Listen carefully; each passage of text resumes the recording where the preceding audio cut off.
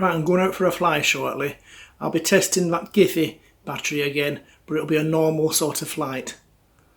Flight today was at Krumlin, which is about 1.3 miles south east of Ripponden, West Yorkshire.